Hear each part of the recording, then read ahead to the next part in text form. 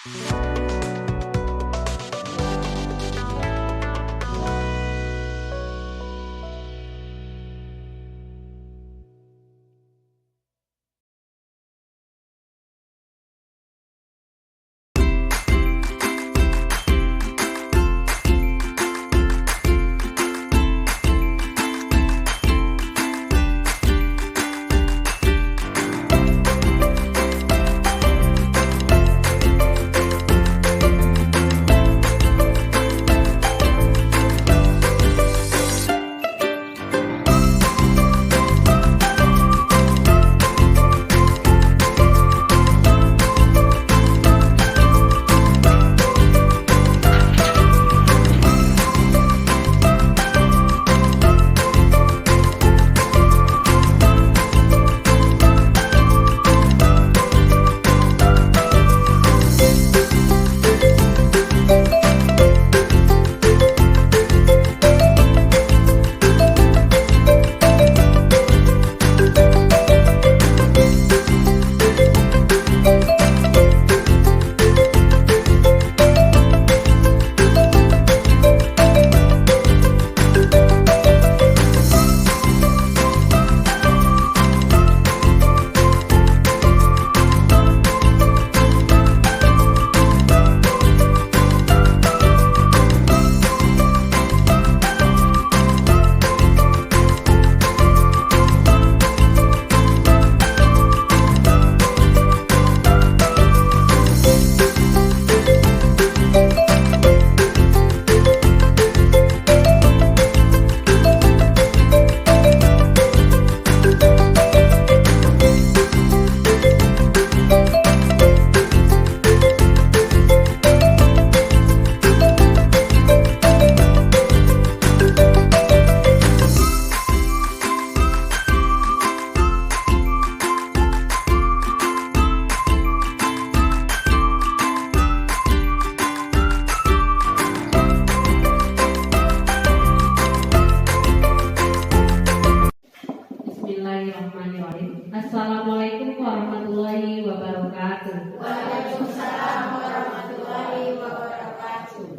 Puji syukur marilah kita ucapkan kehadiran Allah Subhanahu wa taala yang telah memberikan nikmatnya kepada kita bersama, sehingga kita telah dapat berkumpul di ruangan kita ini.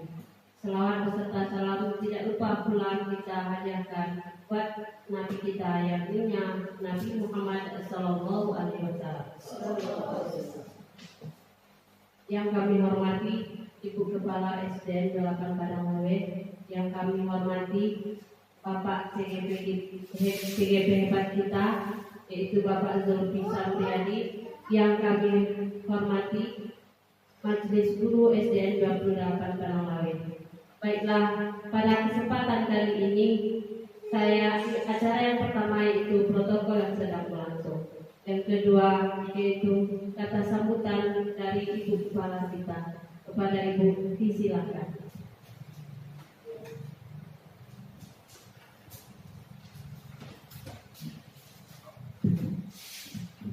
Bismillahirrahmanirrahim. Assalamualaikum warahmatullahi wabarakatuh.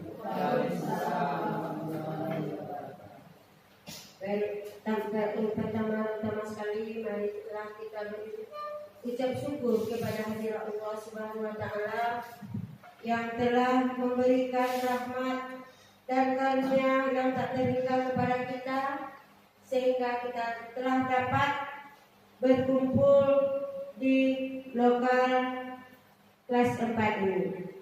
Dan tak lupa pula kita mengirimkan salawat mengirim salam kepada junjungan umat, yakni Nabi besar Muhammad Sallallahu Alaihi Wasallam, yang telah merubah pandangan hidup kita dari yang tidak beradab kepada yang beradab, yang penuh pendidikan serba santri seperti yang kita alami saat ini.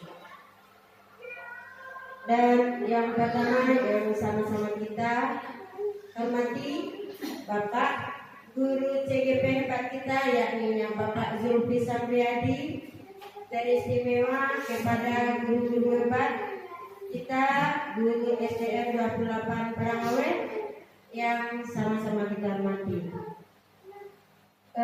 Yang baiklah, pada saat tahapan ini penampilan dari CGP kita tentang diseminasi penerapan budaya positif. Nanti apapun materi yang disampaikan oleh Bapak Guru CGP kita bermanfaat bagi kita semua dan bermanfaat juga bagi peserta didik kita nanti, dan bagi ibu-ibu yang belum CGP akan menjadi motivasi untuk selanjutnya. Semoga juga akan menjadi CGP angkatan selanjutnya. Amin ya rabbal alamin.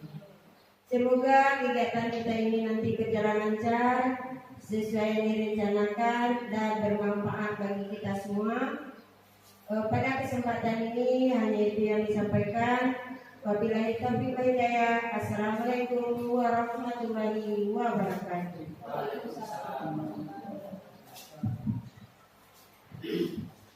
Terima kasih kita ucapkan kepada Ibu.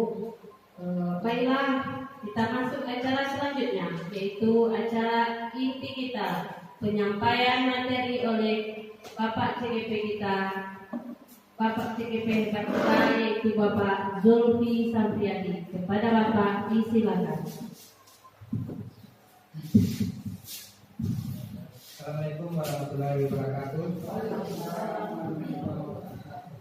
Ucapan terima kasih kami sampaikan kepada Ibu Satmelita selaku Kepala SD Negeri 28 Padangawe yang telah hadir dalam kegiatan kita hari ini, yaitu diseminasi penerapan budaya positif yang merupakan kewajiban bagi kami calon guru penggerak atas 10 yang berasal dari SD Negeri 28 Padangawe. Selanjutnya ucapan terima kasih pula kami sampaikan kepada guru-guru, tenaga pendidik dan kependidikan yang telah hadir pada hari ini. Bahwasanya kita hari ini mendengarkan materi, saling berbagi praktik, saling berbagi sharing, berbagi pengalaman, berbagi ilmu dan berbagi praktik baik pada hari ini. Puji syukur kita ucapkan kehadirat Allah SWT yang telah memberikan kita rahmat dan hidayahnya sehingga kita bisa berkumpul pada siang hari ini. Apabila salawat beriring salam, apabila kita sampaikan kepada Nabi besar kita yang ini Nabi besar Muhammad Sallallahu Alaihi Wasallam. Nah, tujuan kita hari ini bukan untuk menggurui. Kita di sini untuk berbagi praktik baik, berbagi sharing pengalaman dan penerapan budaya positif yang kami terima dari modul 1.1 sampai modul 1.4 tentang budaya positif. Bila agenda kita hari ini yang pertama 3 motivasi perilaku manusia. Yang bagaimana yang 3 motivasi perilaku manusia tersebut nanti akan saya jelaskan. Yang kedua 5 kebutuhan dasar manusia. Dan yang ketiga 5 posisi kontrol. Bagaimana posisi kontrol kita sebagai seorang guru. Kemudian dari posisi kontrol tersebut kita akan memecahkan studi kasus. Nanti akan kami berikan studi kasus. Nanti kita akan bersama-sama memecahkan termasuk posisi kontrol yang mana yang studi kasus tersebut. Dan yang terakhir adalah tentang segitiga restitusi yang sudah kita laksanakan kepada siswa kami di kelas 4 kemarin. Baiklah, sebelumnya kami akan menyampaikan apa makna dari kata disiplin. Kebanyakan orang akan menghubungkan kata disiplin dengan tata tertib, teratur, dan kepatuhan pada peraturan. Jadi yang biasanya kata disiplin ini pasti ada hubungannya dengan tata tertib. Kalau tata tertib itu berarti ada disiplin ada. Jika dia melanggar tata tertib, kita sering mengaitkan dengan berarti anak itu tidak disiplin. Kata disiplin juga sering dihubungkan dengan hukuman, yang artinya biasanya bahwa siswa kita yang tidak disiplin itu sering kita kaitkan dengan memberikan hukuman. Contohnya disiplin dalam mengumpulkan tugas. Nah, pasti kita tidak mengumpulkan tugas, berarti kita biasanya akan memberikan hukuman apa saja yang akan kita berikan kepada siswa. Disiplin itu berasal dari bahasa Yunani yang berarti belajar. Berarti sebenarnya yang disiplin itu belajar, bukan memberi hukuman. Tujuannya adalah untuk menggali potensinya menuju sebuah tujuan apa yang dihargainya. Berarti dari kata disiplin itu tujuannya untuk menggali potensi siswa tersebut menuju sebuah tujuan apa yang dihargainya. Kesimpulannya, tujuan kita adalah menciptakan anak-anak yang memiliki disiplin sehingga mereka bisa berperilaku dengan mengacu pada nilai-nilai kebajikan universal dan memiliki motivasi intrinsik bukan ekstrinsik. Kunci mengacu pada nilai-nilai kebajikan universal yang kita belajar dan memiliki motivasi intrinsik bukan ekstrinsik. Yang intrinsik itu adalah yang berasal dari dalam jiwanya, sedangkan yang ekstrinsik itu berasal dari luar. Motivasi yang berasal dari luar, dari seorang temannya, seorang orang tua atau gurunya. Apa itu nilai-nilai kebajikan universal? Nilai-nilai kebajikan universal itu yang pertama, beriman dan bertakwa kepada Tuhan Yang Maha Esa dan berakhlak mulia. Yang kedua, berkebinekaan global. Yang ketiga, gotong royong. Yang keempat, mandiri. Yang kelima, kreatif. Dan yang keenam, bernalar kritis. Sekarang kami tanya dulu, dari 6 nilai-nilai kebajikan universal ini kita dapatkan dari mana kira-kira? Bagus, ya betul Bu. Dari nilai-nilai kebajikan universal ini berasal dari adanya pada profil pelajar Pancasila yang digaung-gaungkan pada materi kurikulum merdeka saat ini. Nah, artinya beriman dan bertakwa, berkebinekaan global, gotong royong, mandiri dan kreatif, serta bernalar kritis, itu semuanya dari kurikulum merdeka. Hendaknya siswa itu memiliki 6 dimensi dari nilai-nilai kebajikan universal. Kemudian materi yang pertama, 3 motivasi perilaku manusia. Yang pertama, apa motivasi perilaku manusia itu? Untuk menghindari ketidaknyamanan atau hukuman. Biasanya orang yang motivasi perilakunya untuk menghindari hukuman atau ketidaknyamanan akan bertanya, apa yang akan terjadi apabila saya tidak melakukannya, yang biasa disebut dengan eksternal. Artinya, contoh jika seorang siswa itu tidak mengerjakan tugas, dia akan menerima konsekuensinya, apa yang akan saya terima jika saya tidak mengerjakan tugas. Berarti artinya itu bersifat eksternal, dari luar. Berarti seandainya dia tidak mengerjakan tugas, kira-kira apa ya yang akan diberikan hukuman atau konsekuensi yang saya terima dari guru saya. Itu adalah perilaku yang pertama. Kemudian perilaku yang kedua, untuk mendapatkan imbalan atau penghargaan dari orang lain. Orang dengan motivasi ini akan bertanya, apa yang akan saya dapatkan apabila saya melakukannya. Contoh, jika kita minta tolong kepada siswa untuk membersihkan parit depan kelas, kemudian dia akan bertanya, perilaku yang kedua itu apa yang akan saya dapatkan jika saya melakukannya seperti itu. Mereka melakukan sebuah tindakan untuk mendapatkan pujian dari orang lain yang menurut mereka penting dan mereka letakkan dalam dunia kualitas mereka yang bersifat eksternal. Artinya, jika dia diberikan sebuah pujian, dia akan bekerja. Dan jika dia tidak mendapat pujian, dia tidak akan bekerja. Kan banyak yang seperti itu. Jika kita suruh bagus, anak pintar, segala macam, berarti dia mengharapkan pujian. Itulah perilaku yang kedua. Perilaku manusia yang ketiga, untuk menjadi orang yang mereka inginkan dan menghargai diri sendiri dengan nilai-nilai yang mereka percaya. Artinya, orang dengan motivasi ini akan bertanya, akan menjadi orang yang seperti apa apabila saya melakukannya. Ulangi, motivasi yang ketiga ini, orang dengan motivasi ini akan bertanya, akan menjadi orang yang seperti apa apabila saya melakukannya. Mereka melakukan sesuatu karena nilai-nilai yang mereka yakini dan hargai, dan mereka melakukannya karena mereka ingin menjadi orang yang melakukan nilai-nilai yang mereka yakini tersebut berdasarkan profil pada mereka. Jadi ini adalah motivasi yang akan membuat seseorang memiliki disiplin positif karena motivasinya berlaku bersifat internal, bukan eksternal. Berarti berbeda dari yang dua tadi. Yang dua tadi ini motivasi yang bersifat eksternal, berbeda dengan ketiga ini bersifat internal, berarti dari dalam dirinya. Artinya perilaku yang ketiga ini berasal dari dalam dirinya, bukan suatu paksaan, bukan suatu dorongan dari orang lain. Dia mengerjakannya dengan ikhlas. Seperti itu.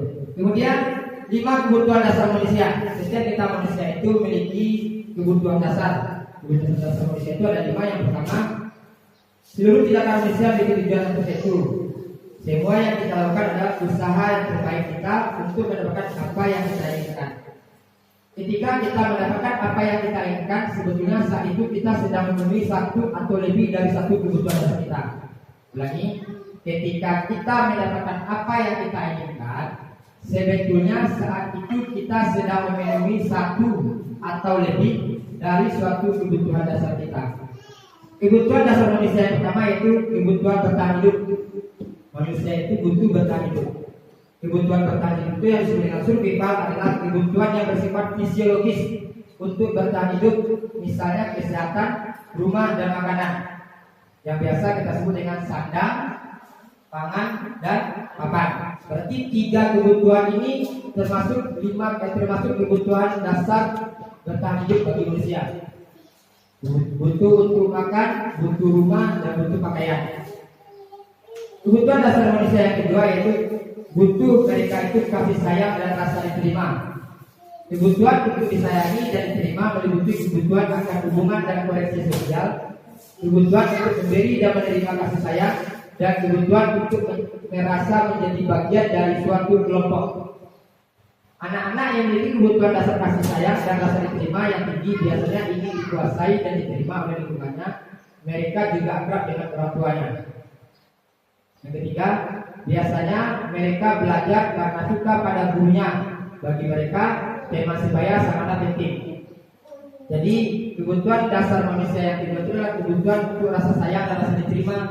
Berarti kalau kita mengabaikannya, tidak menyayanginya, berarti kita sudah mengabaikan rasa sayang mereka, sudah mengabaikan kebutuhan dasar manusia.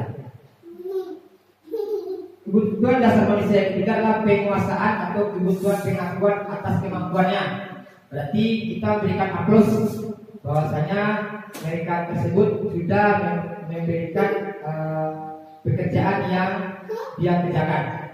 Kebutuhan ini berhubungan dengan kekuatan untuk mencapai sesuatu, menjadi kompeten, menjadi terampil, diakui atas prestasi dan keterampilannya. Ulangi, diakui atas prestasi dan keterampilannya, didengarkan dan memiliki rasa harga diri. Berarti 3 penguasaan yang ketiga ini hendaknya didengarkan dan memiliki rasa harga diri. Kebutuhan ini meliputi keinginan untuk dianggap berharga. Jadi mereka dianggap berharga oleh orang tuanya dan oleh ibunya. Bisa membuat perbedaan, bisa membuat pencapaian, kompetensi, diakui dan dihormati. Merupakan kebutuhan dasar manusia. Kemudian kebutuhan dasar manusia yang keempat adalah tentang kebebasan. Kebebasan di sini artinya bukan bebas untuk melakukan apa saja, tapi bebas untuk kebutuhan akan pilihannya. Dia bebas memilih yang A atau yang B sesuai dari apa yang mereka yakini. Anak-anak dengan kebutuhan kebebasan yang tinggi menginginkan pilihan. Mereka tidak perlu banyak bergerak, suka mencoba-coba, tidak terlalu terpengaruh orang lain, dan senang mencoba hal baru dan menarik. Kemudian kebutuhan dasar yang kelima, kesenangan adalah kebutuhan untuk merasa senang. Kebutuhan akan kesenangan adalah kebutuhan untuk mencari kesenangan, bermain dan tertawa. Jadi salah satu kebutuhan dasar manusia. Kesimpulannya, ketika kelima kebutuhan dasar terpenuhi secara memadai, maka murid akan tumbuh seimbang dan bahagia. Artinya mereka berkembang sesuai dengan kodrat alam dan kodrat zamannya. Kita tidak perlu memaksakan anak kita harus seperti A, kita tidak perlu memaksakan anak kita seperti B. Biarkanlah mereka berkembang sesuai kodrat alam dan kodrat zamannya. Kesimpulan kedua, ketika kebutuhan dasar tidak terpenuhi dengan baik, maka seseorang akan mengalami emosi negatif seperti bosan, kecewa, dan sedih. Bahkan mereka dapat melanggar peraturan. Artinya jika kebutuhannya itu tidak terpenuhi, mereka dapat melanggar peraturan. Yang lebih parahnya, mereka dapat melanggar peraturan. Perilaku buruk seseorang biasanya adalah respon dari kebutuhannya tidak terpenuhi. Seperti anak kita, jika dia banyak-banyak sifat, berarti respon kebutuhannya tidak terpenuhi. Yang 5 tadi. Namun mereka tidak tahu cara menyampaikannya. Bagaimana dia cara menyampaikannya tentang 5 kebutuhan dasar tadi itu tidak terpenuhi. Dia bingung cara menyampaikannya. Pertama mungkin karena takut, takut kena marah, atau takut melanggar kesepakatan kelas, dan lain sebagainya. Mengidentifikasi 5 kebutuhan dasar manusia memiliki sebuah kasus. Contoh, Pak Adi, guru kelas 4 SD Desa Padang sedang bingung menghadapi ulah salah satu murid di kelasnya, Fares. Beberapa anak kelas 4 telah datang padanya dan mengeluhkan Fares yang seringkali meminta bekal makan siang mereka dengan paksa. Alasan Fares melakukannya apa? Banyak alasan. Bisa kita tanya ini. Pertama, mungkin ia lapar dan orang tuanya tidak membekali bekal. Maka dia seperti itu, sering mengganggu temannya, sering meminta makan temannya. Alasan Fares melakukannya pertama karena dia lapar dan orang tuanya tidak membawakannya bekal dan malah tidak memberikannya uang saku atau uang jajan. Yang kedua, ia merasa senang temanya jadi perhatian dia. Artinya dia sering mengganggu temannya, berarti artinya dia senang jika teman-temannya bertiga dia. Nah, dia saja orangnya, berarti berasa mendapat perhatian dari rekan-rekannya. Yang ketiga, ia merasa hebat, merasa paling berani di kelasnya karena temannya menjadi takut dengan dia dan menuruti keinginannya. Artinya dia merasa dia yang paling hebat, yang paling berani di sekolahnya. Yang keempat, alasan Fares melakukannya, ia merasa besar dengan bekal makanan yang dibawakan oleh ibunya dari rumah. Mungkin makanannya lauk pauknya itu saja, dan dia merasa besar karena ibunya selalu membawa bekal yang sama setiap harinya. Kemudian alasan yang terakhir, Fares mengganggu temannya, ia melakukannya karena iseng saja dan ia menikmati ekspresi wajah teman-temannya yang kesal. Mungkin ada kepuasan tersendiri bagi Fares. Setiap dia mengganggu temannya, dia tertawa-tertawa sendiri melihat paras wajah temannya yang kesal karena diambil makanannya dan menuruti apa kehendaknya. Ekspresi teman-teman itu yang membuatnya lucu dan yang menyenangkan hatinya. Kita lanjut materi selanjutnya, 5 posisi kontrol. Nah, ini materi yang bagus. 5 posisi kontrol kita sebagai guru. Yang pertama sebagai penghukum. Bagaimana yang 5 posisi kontrol sebagai penghukum. Kemudian posisi kontrol kedua sebagai teman. Yang ketiga sebagai pembuat rasa bersalah. Yang keempat sebagai pemantau. Dan yang terakhir sebagai manajer. Ini akan kami jelaskan satu-satu yang bagaimana yang posisi kontrol sebagai penghukum, sebagai teman, sebagai pembuat merasa bersalah, sebagai pemantau, dan sebagai manajer. Yang pertama sebagai penghukum. Seorang penghukum bisa menggunakan hukuman fisik maupun verbal. Artinya melalui kata-kata. Orang-orang yang menjalankan posisi penghukum senantiasa mengatakan bahwa sekolah memerlukan sistem atau alat yang dapat lebih menekan murid-murid lebih dalam lagi. Ulangi. Sekolah memerlukan sistem atau alat yang dapat lebih menekan murid-murid lebih dalam lagi. Artinya sebagai seorang penghukum ini, siswa itu kalau bisa menuruti apa keinginan dari orang yang menghukumnya. Contoh kalimat yang sering dikeluarkan oleh guru sebagai penghukum yang pertama, patuhi aturan saya atau awas. Contoh yang kedua, kamu selalu saja salah. Contoh yang ketiga, pasti selalu yang terakhir selesai dalam kata-kata tugas. Berarti kalau kita menerapkan kata-kata seperti ini, berarti kita sudah posisi kita sebagai penghukum. Penghukum, nada suaranya tinggi. Patuhi aturan saya atau awas. Berarti nada suaranya tinggi, bahasa tubuhnya mata melotot dan jari menunjuk-nunjuk menghardik. Kalau seperti itu berarti posisi guru sebagai penghukum. Nada suaranya tinggi, bahasa tubuhnya matanya melotot dan jari telunjuknya menunjuk-nunjuk sambil menghardik. Hasilnya, kemungkinan murid akan marah dan mendendam atau bersifat agresif. Agresif di sini artinya siswa tersebut mungkin akan menuruti keinginan kita di depan kita, kemudian di belakang kita dia akan melawan kita seperti mencemooh kita dan mencaci maki kita di belakang kita. Posisi kontrol yang kedua itu sebagai teman. Guru pada posisi ini tidak akan menyakiti murid, namun akan tetap berupaya mengontrol murid melalui persuasi, melalui tindakan pendekatan. Contoh kalimat yang sering digunakan pada kontrol sebagai teman itu, ayolah bantu ibu dan bapak ya. Ayo bantulah dan ibu ya. Contoh yang kedua, ayo ingat tidak bantu bapak. Ayo ingat tidak bantuan bapak selama ini. Yang ketiga, ya sudah, kali ini saja ya, tidak apa-apa. Nanti ibu bantu bereskan. Posisi kontrol sebagai tema itu nada suaranya ramah, akrab dan bercanda. Bahasa tubuhnya merapat pada murid, mata dan senyum jenaka. Artinya kita seolah-olah membawakan diri kita seorang guru itu sebagai teman bagi siswanya dengan nadanya ramah, akrab dan bercanda. Dengan bahasa tubuh kita merapat pada murid, mata dan senyum jenaka. Hasilnya murid akan merasa senang dan akrab dengan guru. Ini termasuk dampak yang positif. Hanya saja di sisi negatifnya, murid menjadi tergantung pada guru tersebut. Bila ada masalah, dia merasa bisa mengandalkan guru tersebut untuk membantunya. Akibat lain dari posisi teman, siswa akan berbuat sesuatu bila yang menyuruh adalah guru tersebut. Jadi posisi kontrol sebagai guru, sebagai teman adalah siswa tersebut hanya akan berbuat sesuatu bila yang menyuruh adalah guru tersebut, dan belum tentu berlaku sama dengan guru yang atau orang lain. Karena kita posisi kontrol sebagai teman, dia akan menurut apa perintah saya, dan kepada guru lain dia tidak akan menurut. Itu adalah posisi kontrol guru sebagai teman. Kemudian membuat rasa bersalah. Pada posisi ini biasanya guru akan bersuara lembut. Membuat rasa bersalah akan menggunakan keliningan yang membuat orang lain merasa tidak nyaman, bersalah atau rendah diri. Kalimat yang sering digunakan itu, ibu sangat kecewa sekali dengan kamu. Berapa kali bapak harus beritahu kamu ya? Gimana coba kalau orang tua kamu tahu kamu berbuat begini?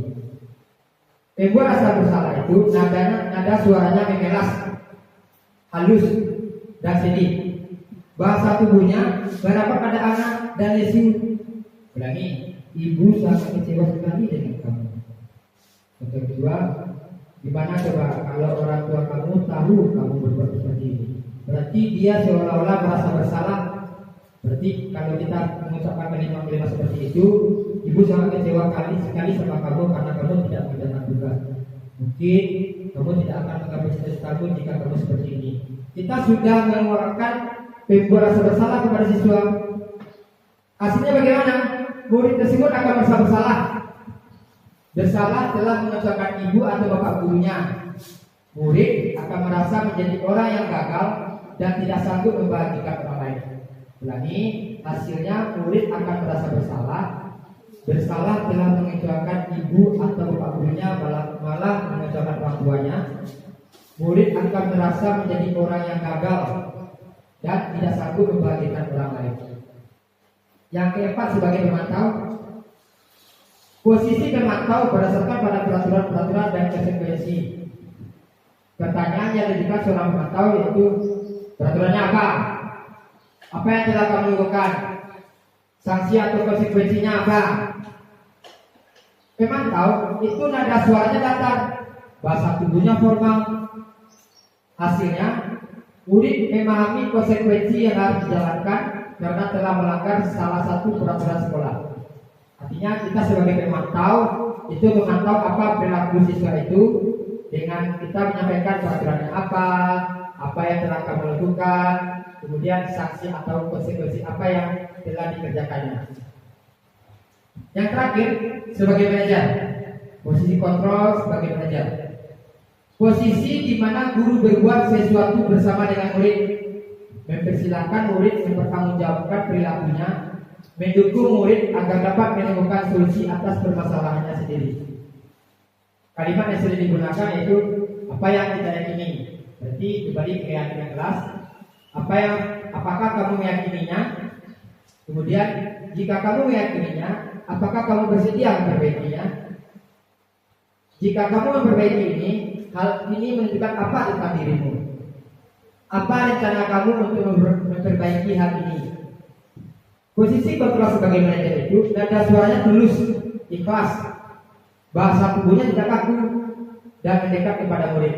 Berarti kalimat yang kita gunakan ini yang sebagai manajer. Apa yang kita yakini, apakah kamu sudah meyakininya, apa rencana kamu untuk memperbaiki hal-hal ini. Jadi dari kelima kontrol tersebut, hendaknya kita seorang guru kira-kira posisi kontrol yang mana kita jalankan hendaknya? Sebagai manajer. Ya, kalau bisa posisi kontrol kita itu sebagai manajer. Janganlah kita sebagai seorang penghukum ataupun malah sebagai pembuat rasa bersalah. Kalau kita sebagai pembuat rasa bersalah, anak tersebut akan memiliki rasa kurang percaya diri. Minder ya. Deh, awak sudah salah dapat sama maleo atau mukul memang takui dan segala macam. Sedikit. Nah, sekarang Bapak Ibu silakan berdiri. Kita bermain sebentar dulu. Permainan sederhana. Silakan berdiri dulu. Buatlah sebuah kata berdasarkan akhir kata dari yang disebutkan oleh teman kita. Contoh topiknya nama buat. Contohnya anggur. Kemudian di belakang huruf R disambung oleh kata buah rambutan. Itu dimulai dari mana? Dari Bumen dulu. Silakan Bumen. Kata buah apa yang Bumen sampaikan? Nanas. Berarti belakangnya S. Kayak ini. Salah, bagus. Jaka, bisa? Buah yang berawal huruf K.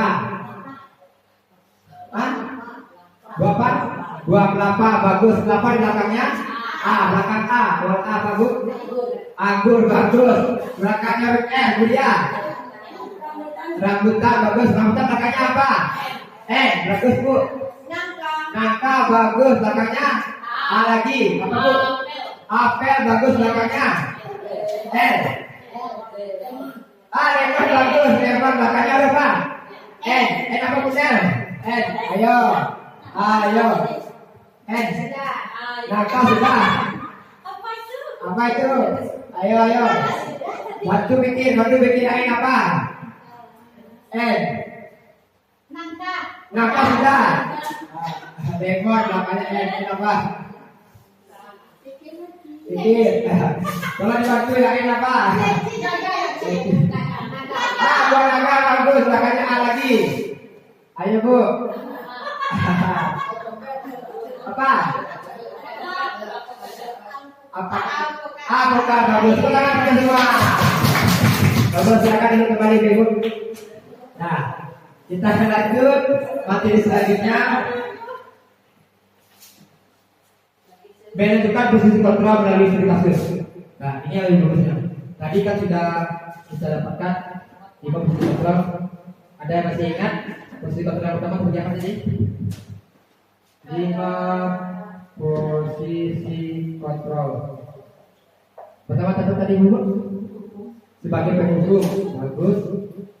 Sebagai penghukum. Yang kedua sebagai apa tadi? Sebagai teman, bagus. Sebagai teman. Yang ketiga sebagai apa Ibu?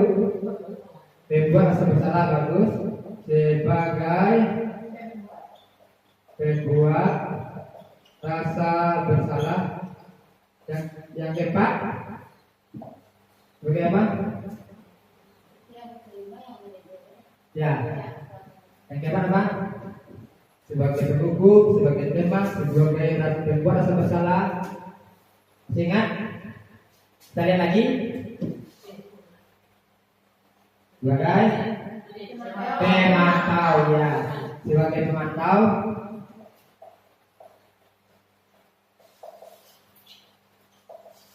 Dan yang terakhir sebagai manajer. Dari kelima ini hendaknya kita seorang guru harusnya bagaimana? Harus sebagai manajer. Boleh sebagai manajer? Boleh, ya. Sebagai pemantau boleh? Boleh juga. Sebagai teman boleh? Yang tidak boleh dari materi CGP yang yang tidak boleh itu hendaknya kita jangan sebagai penghukum dan sebagai pembuat bersalah. Hindari yang dua ini. Kalau sebagai teman boleh, tapi yang bagaimana? Jangan sebagai teman itu nanti lama-lama anak itu akan menganggap kita bukan sebagai temannya.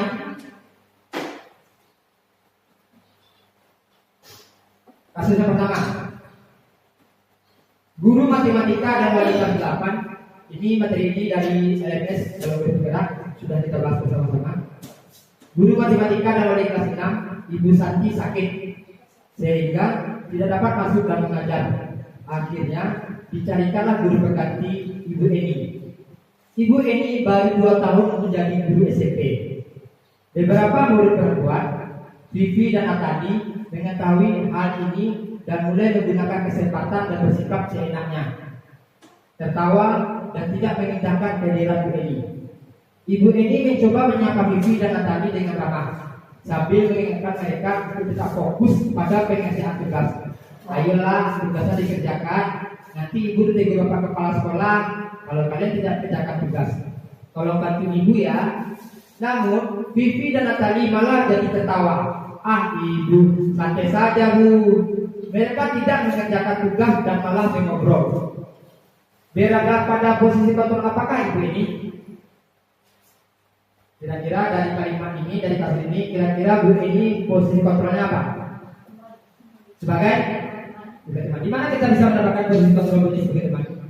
Dari kalimat yang mana? Bagus. Ayolah tugasnya dikerjakan. Nanti ibu ditegur bapak kepala sekolah kalau kalian tidak kerjakan tugas. Kalau posisi kontrol sebagai teman, nada kita bagaimana? A, halus, lembut, dan tertawa. Ya nak? Jawabannya benar. Posisi kontrol teman. Karena Bu Eni menggunakan bahasa yang digunakan kepada teman. Kasus yang kedua, Sabrina hari itu bangun terlambat dan terburu-buru sampai di sekolah.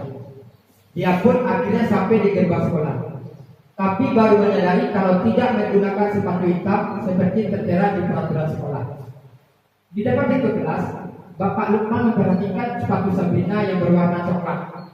Sabrina berusaha menjelaskan bahwa dia terburu-buru dan salah mengenakan sepatu. Pak Lukman menanyakan Sabrina, apa peraturan sekolah tentang seragam warna sepatu? Sabrina menjawab sudah mengetahui sepatu harus berwarna hitam, namun terburu-buru dan salah mengenakan sepatu.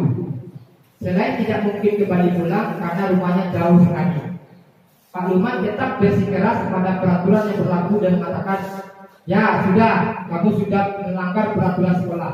Kamu salah, kamu terlambat, salah pula warna sepatunya. Segera buka sepatumu kalau tidak bisa mengenakan warna sepatu sesuai peraturan. Sabrina meminta maaf dan memohon kembali kepada Pak Lukman agar tetap dapat mengenakan sepatunya dan berjanji tidak akan mengulangi kesalahannya. Namun Pak Lukman tidak tahu. Tidak, kamu telah melanggar peraturan sekolah. Kamu tidak sanggup mengambil sepatu di rumah dan diantarkan sepatu ke sekolah. Ya sudah, kamu tidak bersepatu saja seharian di sekolah.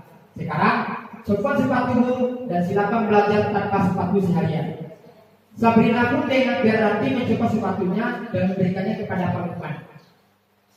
Seharian dia tidak berani berkeliling sekolah karena malu dan lebih banyak berdiam diri di kelas tanpa menggunakan alas sepatu. Kira-kira berada pada posisi kontrol apakah Pak Lukman? Sebagai penghukum atau pembersih bersalah? Penghukum atau pembersih bersalah? Apa? Karena apa bu? Karena kalimat di bawah kalimatnya mana bu? Karena tidak berani. Bukan, maksud kami ini di mana kata-kata Pak Lukman ini sebagai rasa penghukum atau sebagai rasa bersalah? Tidak, kamu telah melanggar peraturan sekolah. Kalau tidak sanggup ambil sepatu di rumah atau diantarkan sepatu ke sekolah, ya sudah, kamu tidak bersepatu saja di sekolah. Sekarang coba sepatumu dan silakan belajar tanpa sepatu seharian. Berarti posisi kontrol sebagai penghukum. Ya, benar, sebagai penghukum. Dari kalimatnya mana? Sebenarnya dari kalimat ini juga.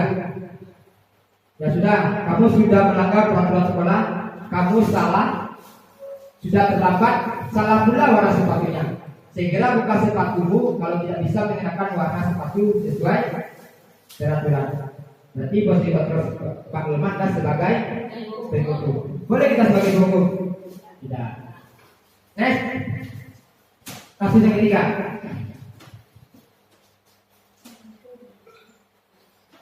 Anto dan Dino sedang bermain bersama di lapangan basket dan tiba-tiba terlibat dalam sebuah pertengkaran adu mulut. Dino pun menjadi emosi dan mengadakan kontak fisik, menarik kemeja Anto dengan kasar sampai 3 kancing bajunya terlepas. Pada saat itu, guru piket langsung melerai mereka dan membawa mereka ke ruang kepala sekolah. Ibu Suti sebagai kepala sekolah berupaya menenangkan keduanya, terutama Dino. Dino, sepertinya kamu saat ini sedang marah sekali.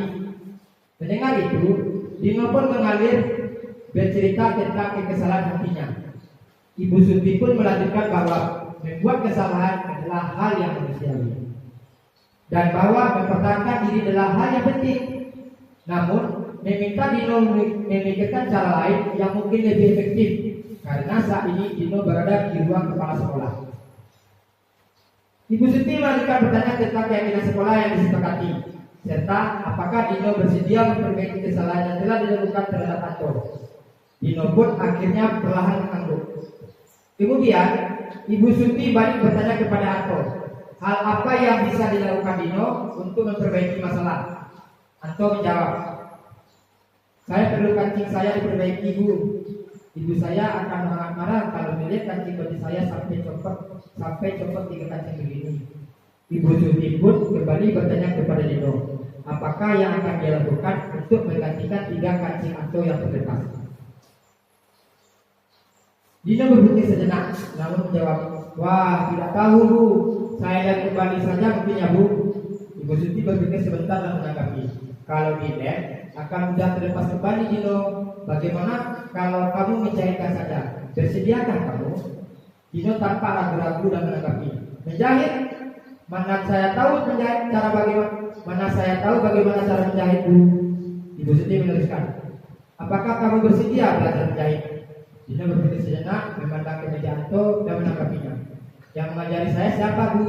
Dengan cepat Ibu Suti menjawab, Pak Irfan, guru tata busana. Dino kembali diam sejenak, memandang ke meja Anto yang tanpa kancing. Akhirnya Dino mengangguk tanpa tanda menyetujui dan sepanjang siang itu Dino belajar menjahit dan memperbaiki kemeja Anto. Terakhir kali terlihat kedua anak-anak tersebut, Dino dan Anto, pada jam pulang sekolah. Mereka sudah bersama dan bersenda gurau kembali. Kira-kira berada pada posisi kontrol apakah Ibu Suti? Sebagai? Kira-kira kalimat yang mana posisi kontrol Ibu Suti sebagai manajer? Kalimat yang mana yang mengatakan Ibu Suti sebagai manajer? Kembali. Yang mana? Kalimat yang mana? Sebagai manajer. Yang mana yang mengatakan Ibu Suti sebagai manajer?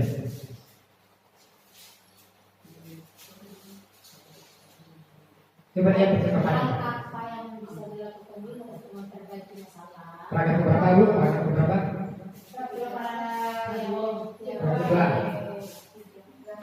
Tiga. Paragraf ya?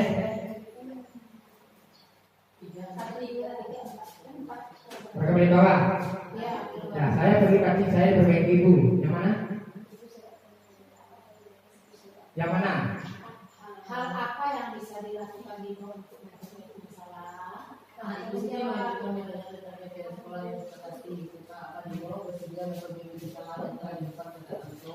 Bagus ya. Ulangi, Bu Rizal.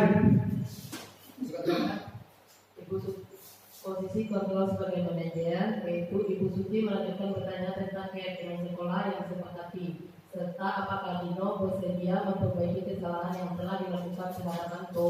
Dino pun akhirnya telah mengangguk. Berarti dalam kasus yang ketiga ini posisi kontrol adalah sebagai manajer.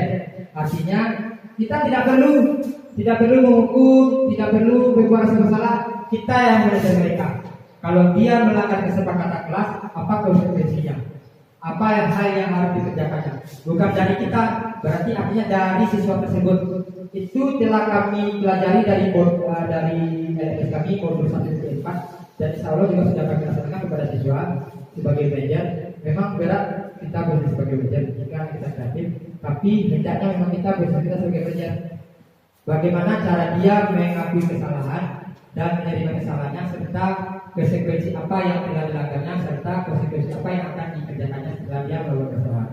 Itu kalau bisa dari diri tersebut, dari statistik lagi seperti kan ini, Bu.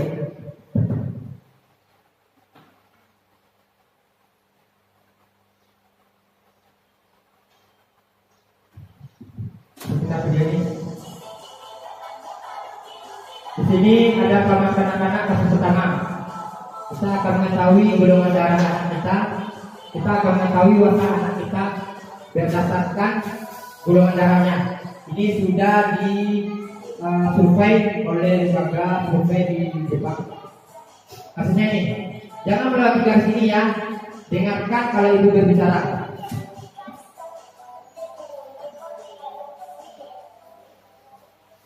Ada golongan darah A, B, O, dan AB. Di sini ada golongan darah yang umum saja, tidak ada A minus, tidak ada A plus. Setelah ibu menyampaikan seperti itu, golongan darah A, golongan darah O akan bertanya kenapa? Kita lihat. Golongan darah A sama sekali tidak melewati garis.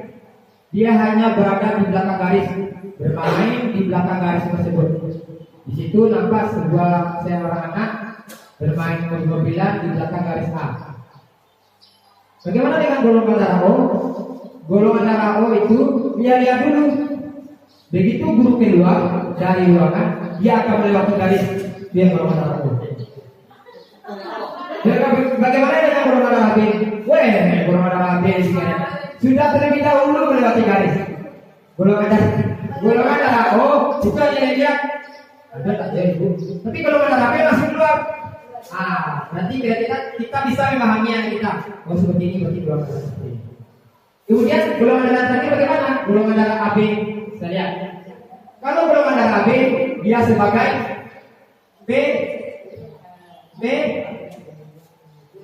pengadu, memberitahukan siapa orang yang lewat garis saat guru datang. Berarti jika ada anak kita yang Bu, siapa Bu, tapi penawa Bu, siapa tadi sore Bu, siapa itu Bu, berarti dia golongan darahnya AB. Ya, itu sebenarnya ini kan survei ini diambil terhadap siswa TK yang masih polos, artinya belum dapat intimidasi dari orang lain. Jadi murah surveinya. Tapi kalau anak-anak kita itu sebenarnya kalau sudah intimidasi dari orang, tidak berlaku lagi seperti kita orang dewasa.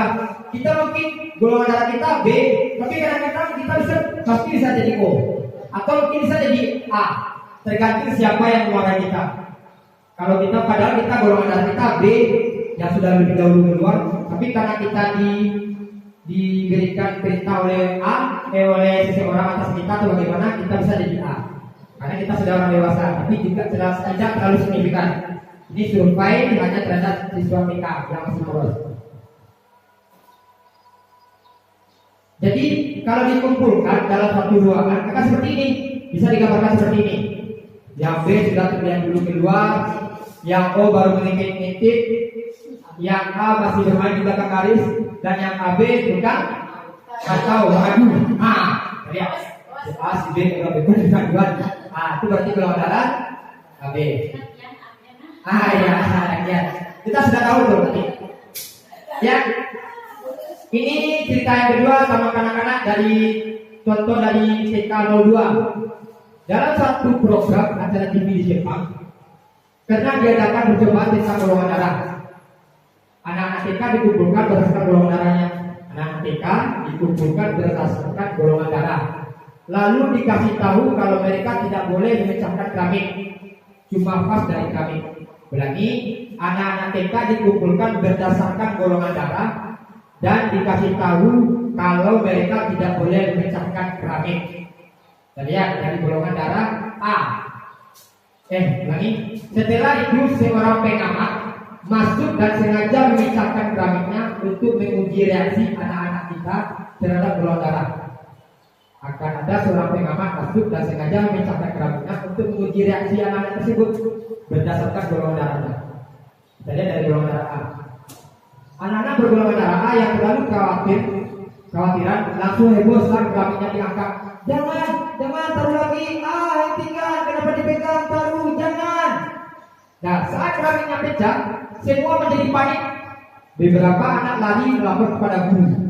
Ibu guru, keramiknya pecah. Nah, itu berdasarkan golongan darah golongan darah A. Next, golongan darah B.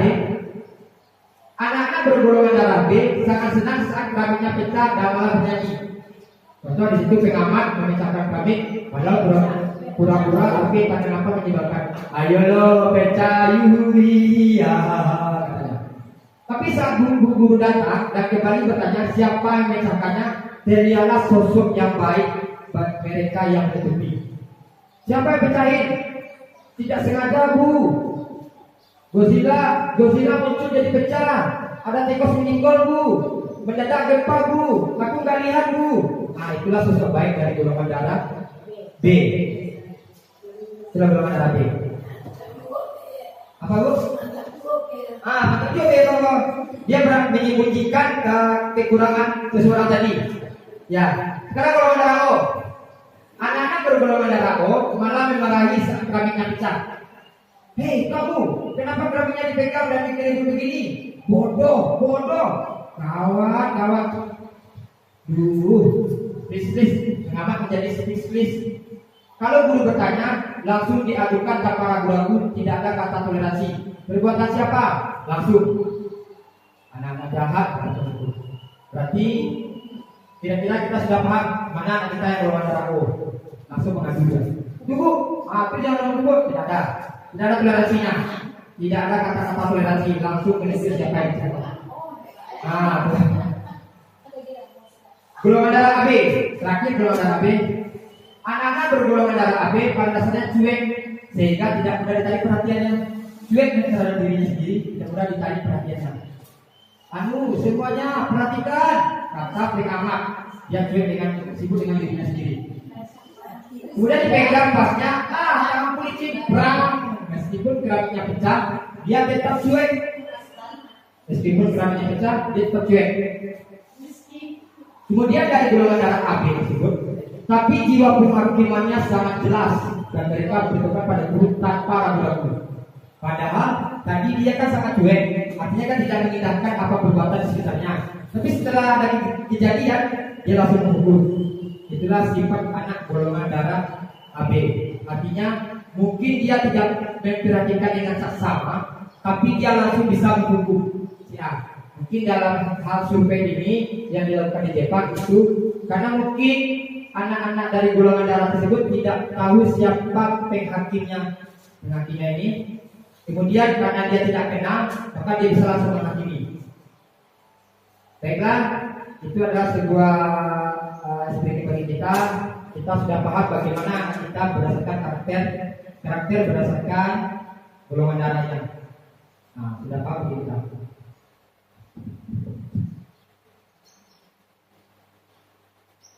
Next, yang terakhir segitiga restitusi.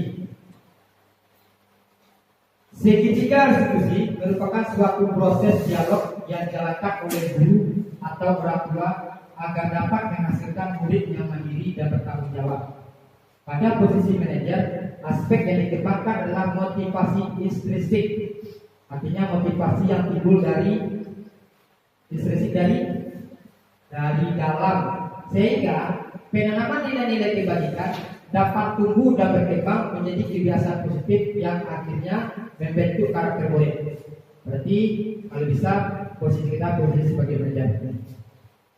Kapan segitiga restitusi itu? Yang pertama, menstabilkan identitas. Sisi pertama, berdasarkan prinsip membuat kesalahan adalah bagian dari proses pembelajaran. Berdasarkan prinsip membuat kesalahan itu adalah bagian dari proses pembelajaran.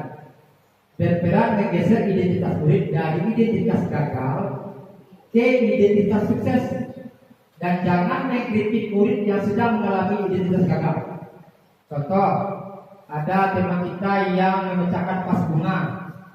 Berarti prinsipnya membuat kesalahan bagian dari proses pembelajaran, mungkin tidak sengaja atau bagaimana. Kemudian menggeser identitas murid tadi dari proses gagal, dari identitas gagal menjadi ke identitas sukses, dan jangan mengkritiknya. Ajukan pertanyaan seperti membuat kesalahan sesuatu yang wajar. Manusia tidak ada yang sempurna. Kita bisa memperbaiki masalah ini. Saya tidak menanyakan kesalahannya, tetapi fokus memperbaiki masalah ini. Yang terakhir, apakah saat ini kamu tengah menjadi orang yang baik untuk dirimu sendiri? Berarti setelah kita panggil orang anak tersebut, kita ajukan beberapa pertanyaan. Yang pertama, contohnya membuat kesalahan adalah sesuatu yang wajar. Nah, yang kedua, manusia itu tidak ada yang sempurna. Yang ketiga, kita bisa memperbaiki masalah ini. Bagaimana cara kita memperbaiki masalah ini sehingga masalah ini cepat selesai? Yang keempat, kita tidak menanyakan kesalahannya, tetapi fokus memperbaiki masalah ini. Tidak kita cari siapa yang salah, tidak kita cari apa kesalahannya, tetapi fokus memperbaiki masalah ini. Dan yang terakhir, apakah saat ini kamu tengah menjadi orang yang baik untuk dirimu sendiri? Adakah pertanyaan tersebut? Tahapan yang kedua yaitu validasi tindakan yang salah. Setelah kita stabilkan identitas, kita validasi tindakan yang salah tadi.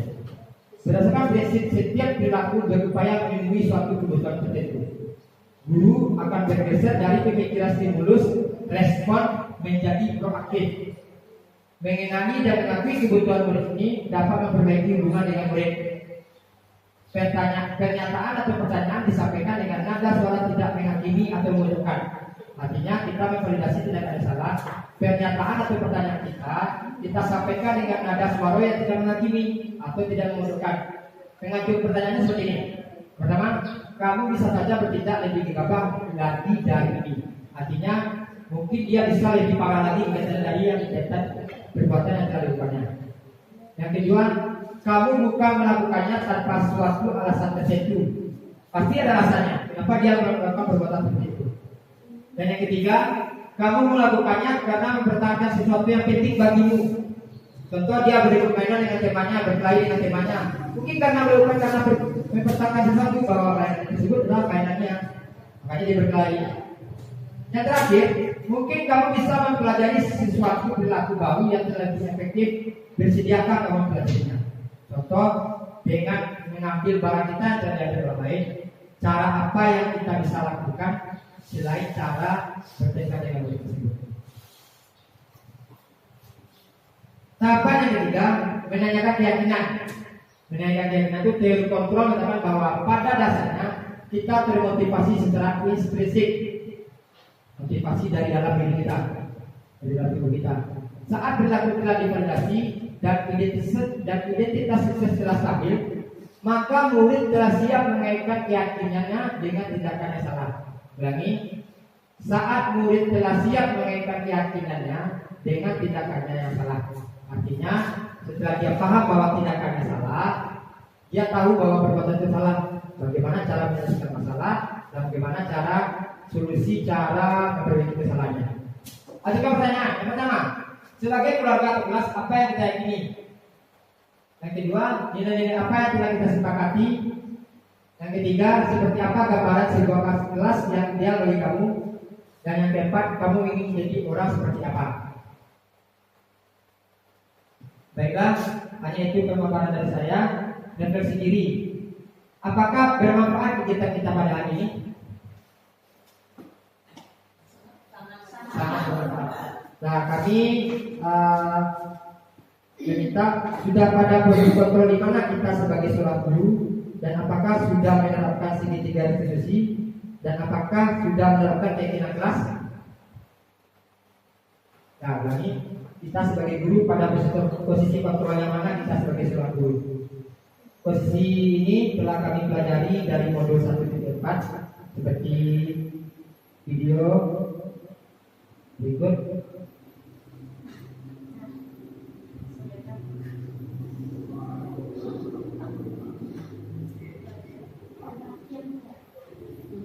Ya, tentunya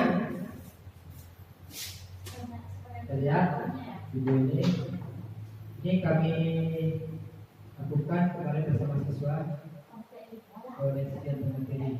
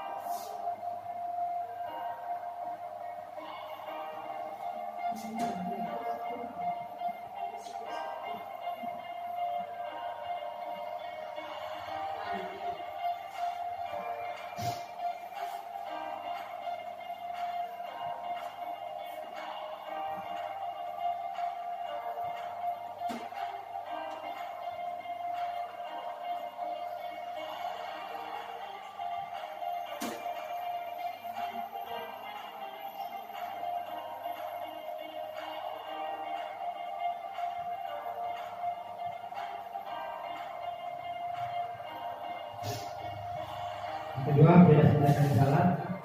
Mereka prinsip setiap pelaku berupaya memiliki tujuan, menggeser pemikiran stimulus respon menjadi proaktif, dan mengenali dan mengakui kebutuhan murid dapat memperbaiki hubungan dengan murid. Yang ketiga, menjaga keyakinan. Teori kontrol katakan pada dasarnya kita termotivasi secara intrinsik yang berasal dari dalam. Saat perilaku telah divalidasi dan identitas sukses telah stabil, maka murid telah siap mengaitkan keyakinannya dengan tindakan yang salah. Ini ada sebuah cerita Hakim dan Farel adalah sebuah tempat. Hakim tidak terima bukunya tercoret oleh Farel karena tersenggol saat jawab oleh Farel. Ini sudah kami laksanakan segitiga restitusi kepada Hakim dan Farel. Baiklah, tetaplah bersama-sama.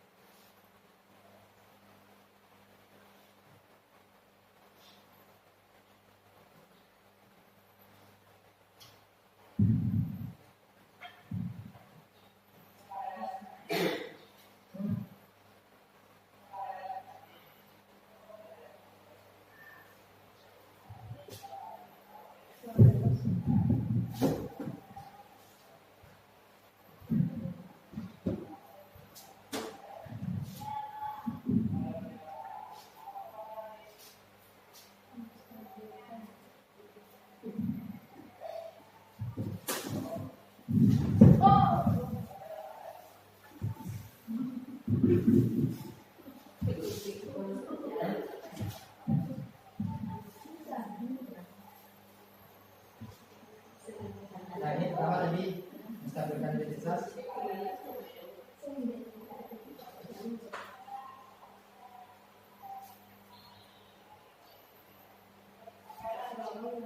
Setelah kita stabilkan identitas, kita berikan validasi tindakan yang salah kepada siswa.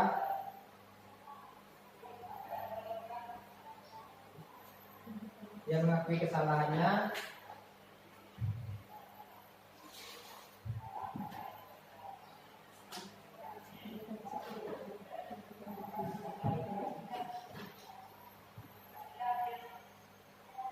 Saya pikir menyadari bahwa si Farel itu tidak sengaja mencuri bukunya dan Farel mengakuinya. Jangan bersengaja.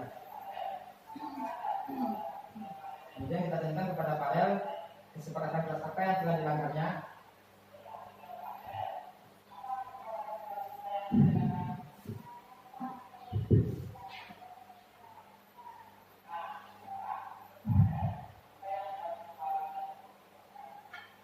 Kita menanyakan kepada Farel bagaimana cara mengakui kesalahannya.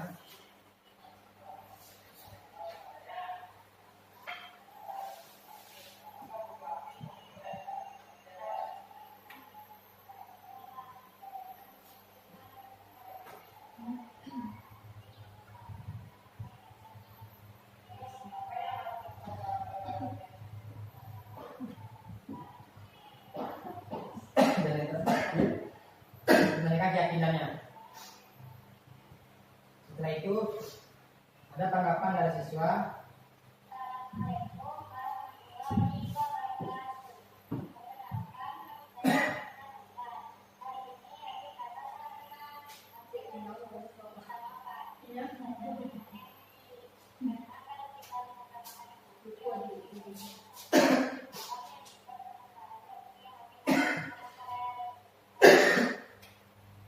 Nah, itu salah satu contoh segitiga resolusi yang kami kerjakan pada kegiatan hari kami.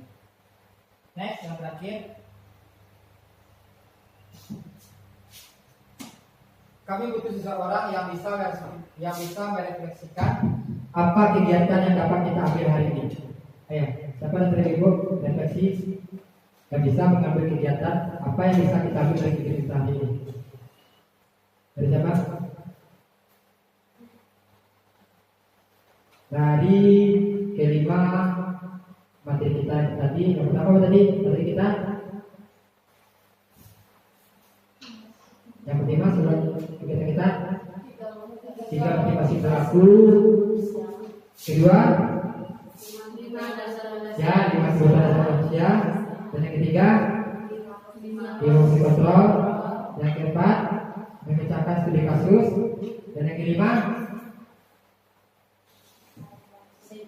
segitiga restitusi. Baiklah, dari agenda kita hari ini, apa yang dapat Ibu ambil dari penyampaian materi yang saya sampaikan tadi?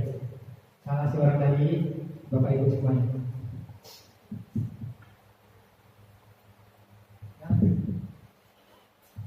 Apa yang bermanfaat? Kegiatan kita hari ini bermanfaat enggak? Bermanfaat? Bermanfaat sekali atau bermanfaat? Sekarang kami minta dari salah seorang guru untuk menyampaikan refleksi apa kegiatan kita yang kita ambil dari kegiatan kita hari ini. Baiklah, dari Buria, tidak ada yang bisa? Ayolah. Udah? Ya.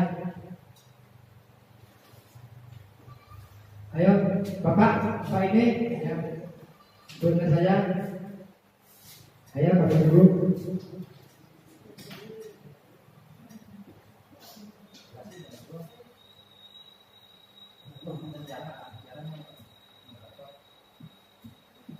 Ayo. Atau berarti tidak ada apa-apa kita hari ini, ya? Ya. Apa, berarti kami butuh masukan dari Bapak Ibu semua.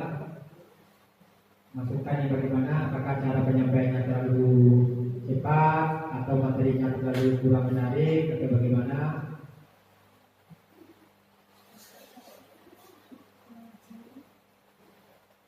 Ada?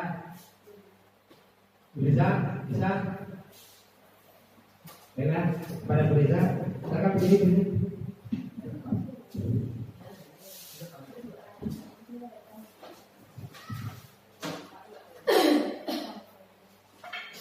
Terima kasih atas kesempatannya. Saya akan merefleksi kegiatan kita hari ini.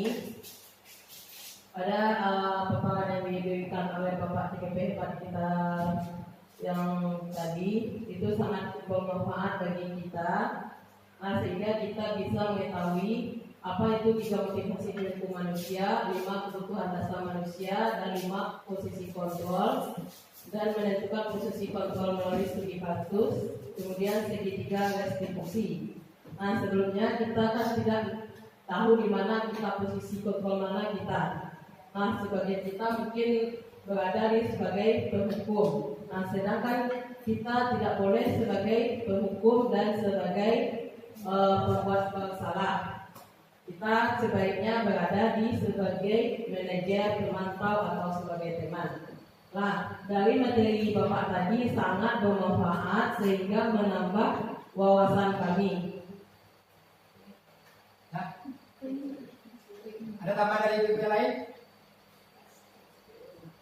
Nah, kami sangat berterima kasih kepada Bapak CGP hebat kita atas ilmu yang diberikannya. Terima kasih. Assalamualaikum warahmatullahi wabarakatuh. Ya, terima kasih. Berarti seperti yang disebutkan oleh ibu kita tadi, bahwa yang lebih intinya dari kegiatan kita hari ini adalah kita sudah mengetahui 5 posisi kontrol.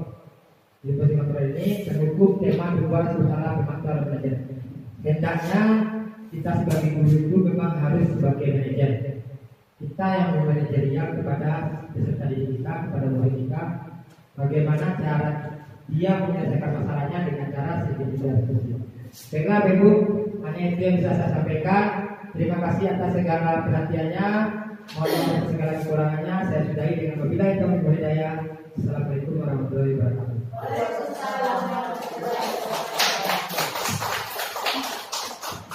Ya, terima kasih banyak. Kita ucapkan kepada Bapak CGP 4 kita. Dengan mengakhiri kegiatan kita, marilah kita bacakan hamdalah. Alhamdulillah. Saya akhiri dengan mohon maaf atas segala kekurangan. Wabillahi taufiq wal hidayah. Wassalamualaikum warahmatullahi wabarakatuh.